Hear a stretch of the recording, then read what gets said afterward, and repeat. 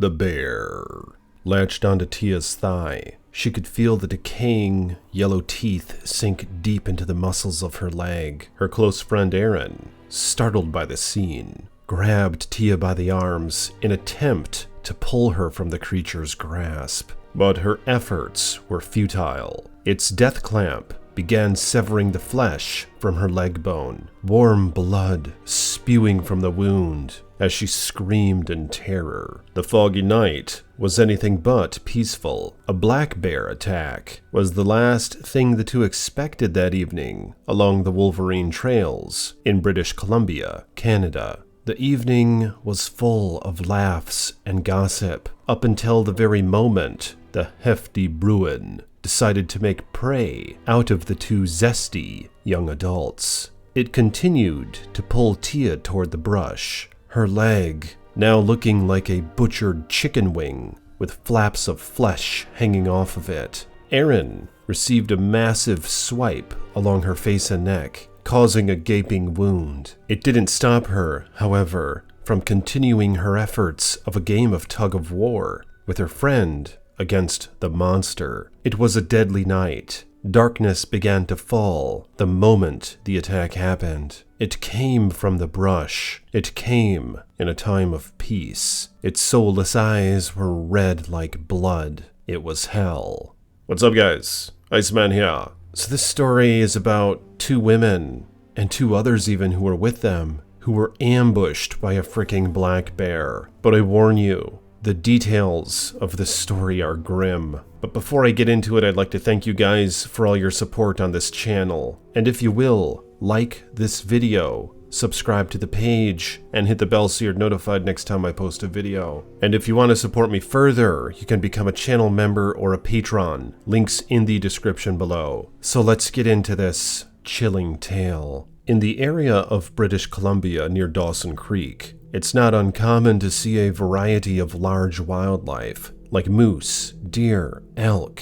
black bear, coyote, beaver, and red fox. Grizzly bears no longer reside in the lower Peace River Basin area, which encompasses the communities of Dawson Creek and Fort St. John, but they are numerous in other areas of the province. An estimated 120,000 to 160,000 black bears live in British Columbia, 25% of all Canada's black bears. Except for the most urban environments, black bears inhabit all areas of British Columbia. The westernmost province of Canada, British Columbia, is home to many unique color phases of the black bear, including cinnamon, brown, and blonde morphs. The north central coast is home to the famous white morph black bear, locally known as Kermode or spirit bear. A blue phase is occasionally spotted in the northernmost corner of the province. Black bears are most active in the fall as they enter hyperphagia, a phase of extreme eating in order to prepare for winter torpor. A recent study showed that with unlimited access to food and water, a bear would consume 15,000 to 20,000 calories and several gallons of water per day. In order to achieve this, bears may be active and foraging for 20 hours per day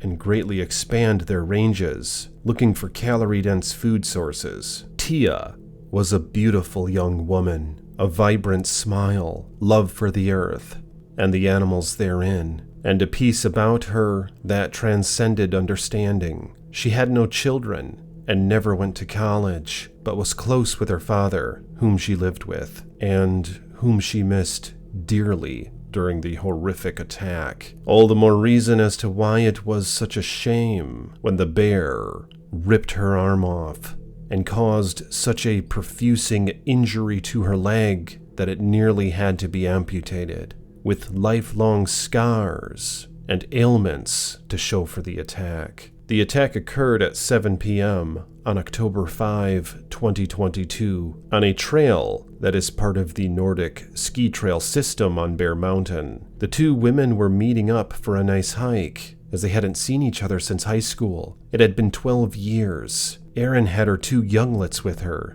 aged 10 and 13, the elder of which, her son Troy, helped fend off the menacing bear. and made his way on his own to the Rustic Trail headquarters to notify authorities. The treacherous creature stalked them momentarily and charged the group of 4 as they made their way around the trailhead around dusk. It menacingly took down Tia and began dragging the fragile young woman away as if she were a freshly caught meal. What was expected to be a quiet evening, looking for nice spots to take fall pictures with the autumn leaves, ended up being a nightmare. The bear bull rushed the small group, with its eyes on Tia's slender, pale white body. It rushed right through the 2 children and smashed into her, and began ripping into her body. Her jean shorts were carved into her thighs from the vicious attack. She tried to fend off the beast while on the ground with her arms, but it wrapped its jaws around her wrist and broke it, hissing and snarling profusely. Troy,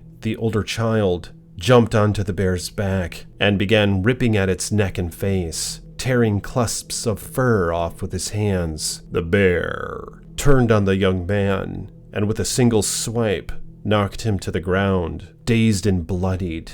It turned back to Tia as she moaned in horror, grabbed her by the leg, and began dragging her into the darkness. Aaron, in a last-ditch effort, grabbed Tia by her bloodied arms and tried to steal her back from the persistent bear. Aaron kicked the animal in the face with her heavy hiking boots, but it lunged at her, letting go of Tia for a brief moment, and mauled Aaron viciously. It took her to the ground and tore into her midsection, exposing some muscle and fat from the woman's abdomen region as it dug its 5-inch claws into her flesh. She spun around onto her belly and tried to protect her neck with her hands, but the animal picked up on her defense and began biting at her hands and neck, breaking some of her fingers and digging a gaping wound into the back of her neck. The woman lay still and docile, and that's when the animal turned back to Tia and dragged her into the brush. It appears that the bear eventually took both women into a small cache that it dug into the ground, heaved their mangled bodies in it, and began urinating and defecating on them as a means of marking its new possession. During this time, Troy, knowing his efforts against the bear were useless, decided to seek help.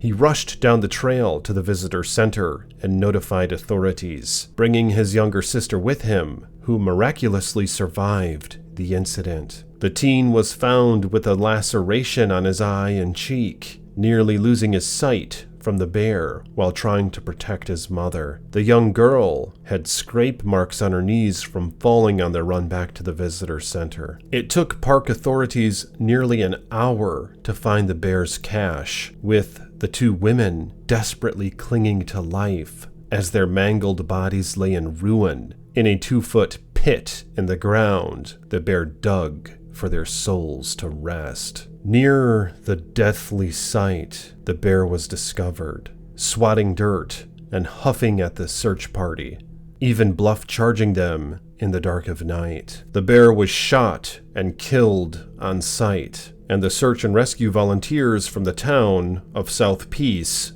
helped transport the women, aged 30 and 48, out of the bush to paramedics. Tia, with more severe injuries, was airlifted to a hospital in Edmonton. Erin and her teenage son were taken to the local hospital in Dawson Creek. Jeez, what do you guys think about this incident? What's extremely startling to me is how this bear charged them even though they were all together. 2 adults and 2 young children. In general, it is quite rare for a bear to even attack 2 people at one time, let alone 4. So it just really sets me up to want to be prepared for anything while traveling or hiking out in bear country. Although these 2 women were smaller in stature, nonetheless, the bear must have seen them and the situation as an opportunity. It disgusts me what they do with the bodies, how these women were still alive when it cached them away, not caring if they were hurt or okay or bloodied. or still alive, and it just decided to have its way with them and urinate all over them and whatever the hell it did. It's just so disturbing, and I'd hate to ever find myself or a loved one in a similar situation. But what do you think could have been done differently for these women to avoid this encounter? Unfortunately, neither of them had pepper spray on their person.